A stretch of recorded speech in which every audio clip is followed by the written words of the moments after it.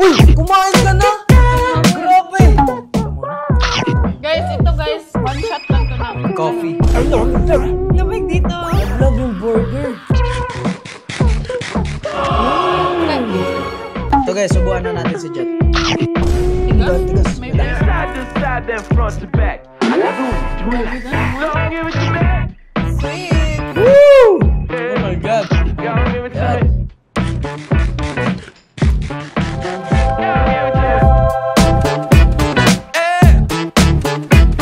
Alright mga kaibigan, oras na para pumutrip kaming dalawa ni Jet at Lablab. Lahat ba tong pinili mo is kine-crave mo ngayong pregnant ka? Yes, of course. Sure? Oo, pero hindi to lahat guys kasi wala sa Grab yung iba. Oo, totoo. Pero guys, isa din sa mga kine-crave ko to kasi alam nyo naman na galing ako sa matinding diet, 7 months at masaya kaming dalawa. Masaya kaming dalawa. Masaya kaming dalawa kasi puputrip na kami. So meron tayong Jollibee, meron tayong McDo, meron tayong Yellow Cab na Hawaiian na pizza, at meron tayong Burger King. At meron din tayong waffle na hazelnut, at meron din tayong Jayco donut. Meron tayong pastry galing dito sa Cafe Moni. Yan. Eto, grabe. Lablab. Alam ko itong gine-crave mo. Ito. Kunwari lang ito sa akin, pero kay Boy Ransak. Boy Ransak, kunin mo lang dito ah. Ngayon mga kaibigan, estimated mo Lablab, ilang calories to lahat? 2,000? Mga parang mababa sa 2,000 to. Guys, ako hindi ko ubusin to. 5,000? Feeling ko, mga ganon. Pero feeling ko ako hindi ko mauubos to lahat. Ako din guys. Parang malabo. Pero bakit mo in-order lahat? Hindi mo Ito yung uubusin. kine-crave ko eh. Ah, ganun. Nga pala, pag pinanood nyo to, hindi ko alam kung lumabas na si baby. Ilang weeks na yan? 37 guys. 37 weeks. Possible na manganak siya this week or next week. Baka next week. Pero hopefully next week kasi para safe delivery. Yeah. So, mag-thank you muna tayo kay Lord. Thank Thank you, you, Lord, Lord. for this blessing. For And the food. bububusog na si baby! Teka lang, bago tayo magsimula, itong pizza, susubukan muna natin ang aking pizza!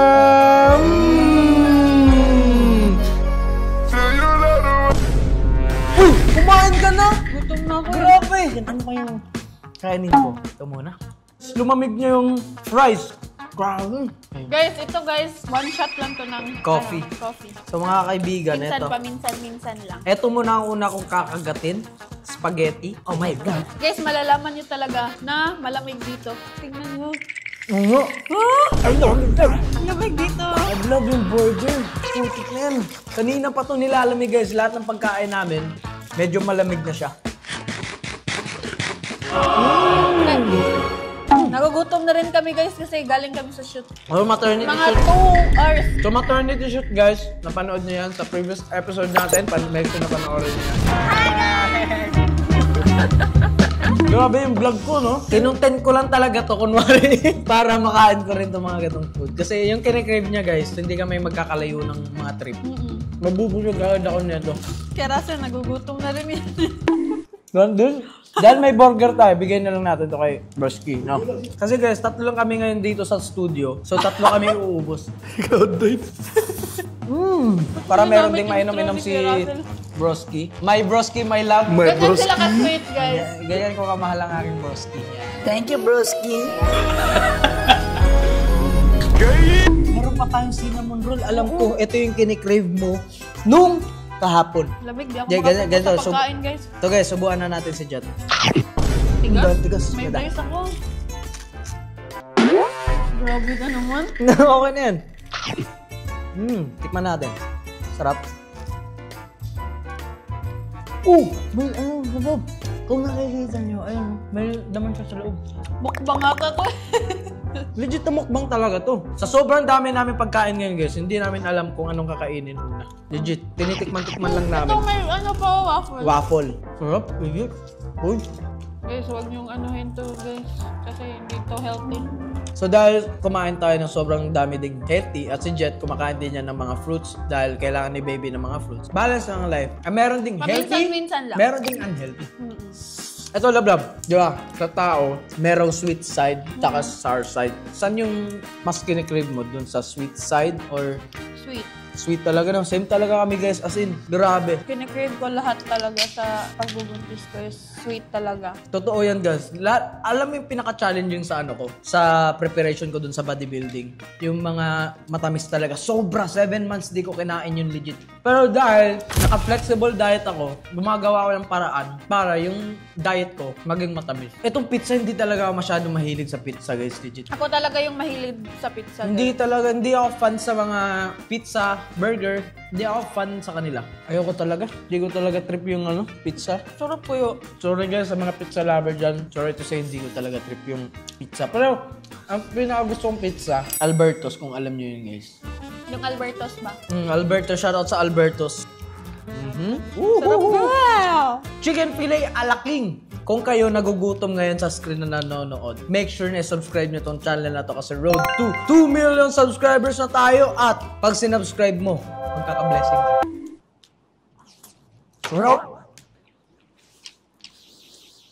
Woo! Harap pa rin Sunday.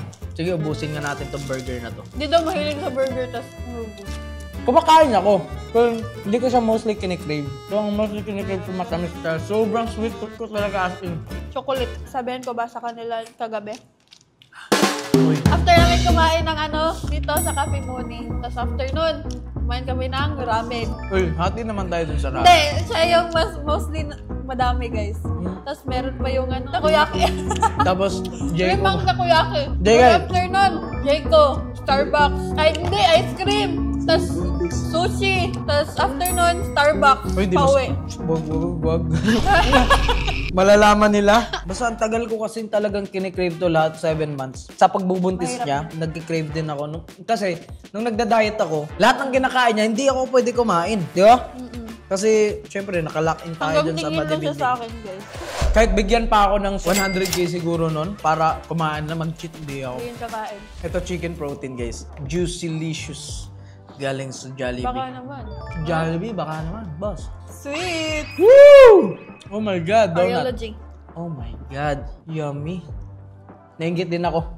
Guys, ito ang pinaka-favorite ko, donut sa lahat. Yung may alcapon. Kasi guys, sobrang tagal ko nang kinikrave yung almond croissant. Kaso, di ko talaga mahanap sa Starbucks, guys. Yung Starbucks na yun. Yung Starbucks na talaga, nakain ko lang siya dun sa Singapore. Tapos ngayon, eto, pagkakain ko kasi neto, medyo similar yung lasa niya. So,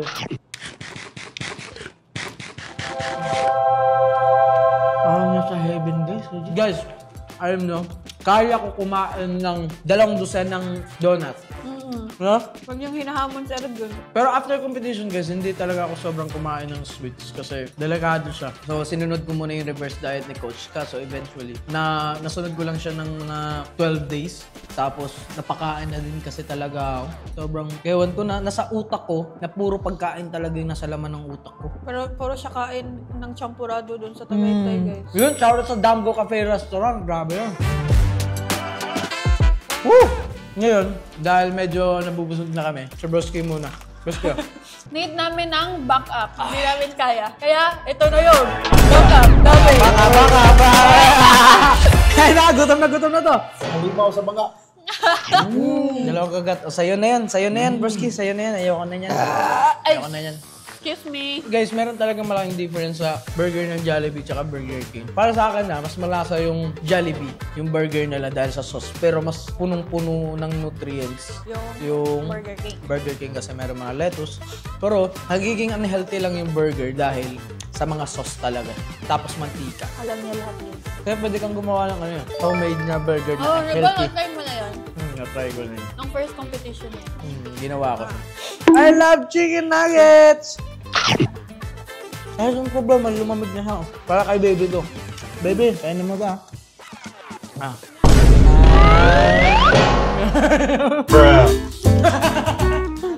Joke lang. Baka magalit na guys. Sina.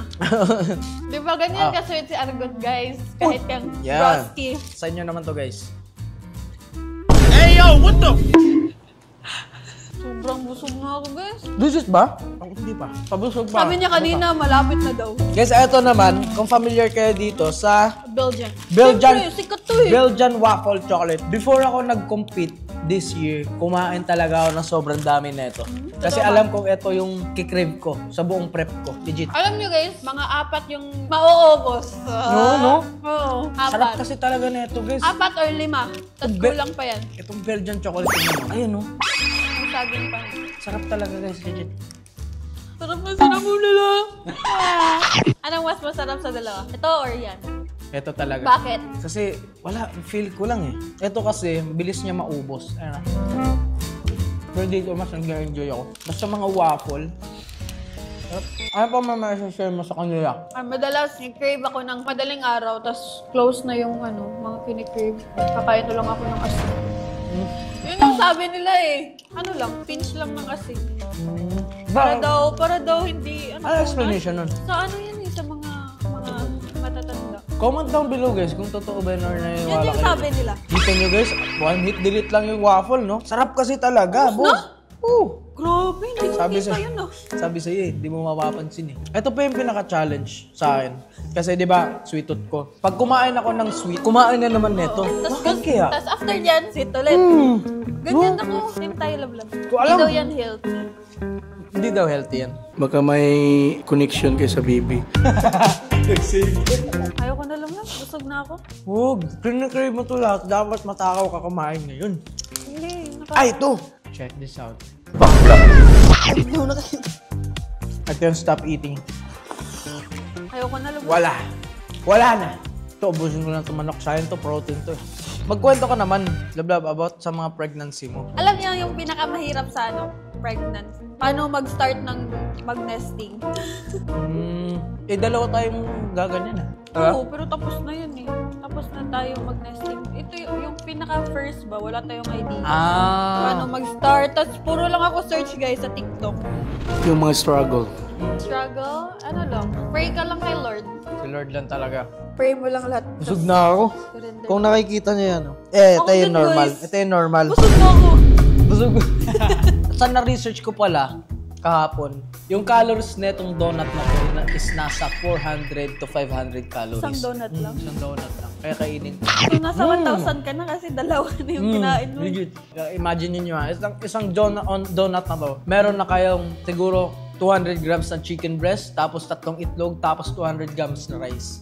Huwag kayong magtaka kung lagi kayong kumakain nito, yung mga unhealthy foods na kinakain nyo, napapa-question kayo bakit ang taba nyo. Dahil dito yun sa mga, hindi nyo alam yung mga calories na kinakain nyo. Okay. Dahil sa sobrang tagal ko nagtatrack, nakikita ko na mga nasa 300-400 calories ng mga to. Guys, sa mga gustong mag-fat loss or papabayat, Diet. aralin nyo yung calorie deficit. Grabe si Orgon guys, naubos niya talaga lahat. So alright mga kaibigan, medyo naubos na namin to mga crave ni Jet. Kaso hindi talaga namin maubos, no? Kasi, tatlo lang kami nakakakain nito at mahirap siya. Hindi guys, parang siya lang talaga. Bakit siya? Tingnan mo yun. Tingnan niyo yan. I-replay niyo yung video. Lamig dito. I love your burger.